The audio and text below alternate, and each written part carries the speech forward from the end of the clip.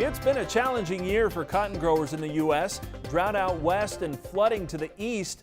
In Louisiana, cotton is on pace to set a record high and a record low. LSU Ag Center specialist David Kern says the state set a record low in number of acres planted with just 128,000, but yields are on pace to top 1,000 pounds per acre, with harvest yielding 3, even 4 bales per acre.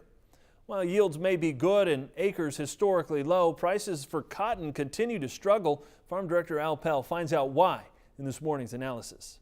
Naomi Bloom from Stewart Peterson is our guest here at the Agribusiness Desk. We're done talking about cotton a little bit because some of the cotton belt did very well this year and some of it didn't do very well in production in the United States, but cotton is a world product and a lot of us don't realize how important other cotton is doing around the world. Yeah, that's the biggest point to make right now is that the global production levels and the global supplies and the global ending stocks are historically the largest we've seen. So even though the U.S. supply, U.S. ending stocks are very tight because most producers this year, of course, planted corn or soybeans instead, it doesn't quite matter. And we're likely to see softer cotton prices for a while just because of this global surplus. And if you look at the cotton chart, you'll see a head and shoulders formation on there. And if the 82 price support area fails on the December futures chart, it points down to 75, which is where we were a year ago.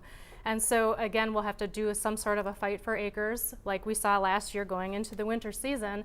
But at the same time, because of that global supply being so large, we're going to be likely seeing some softer prices.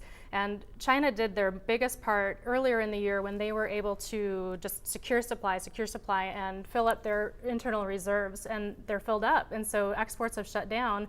And with this huge supply from India and other countries of the world, if you can have a good price now for your cotton, I would encourage people to do whatever they can to lock it in, because unfortunately with no global marketplaces of as far as government reports going, we're likely to see some softer prices. Well, China is a big user not only of cotton, I mean, of course, beans, corn, and other products, but then they do it and they manufacture all the stuff that we're wearing. Well, yeah, you're right, and that's a good point, except a lot of it is synthetic now, and we're not using as much just pure cotton product.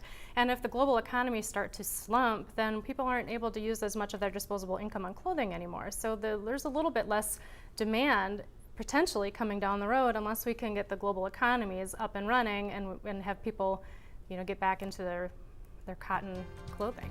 I like cotton clothing. Thank you very much. Naomi Bloom, our guest here on Ag Day. Back to more in a moment. To discuss marketing strategies, call 800-334-9779 or visit stewartpeterson.com.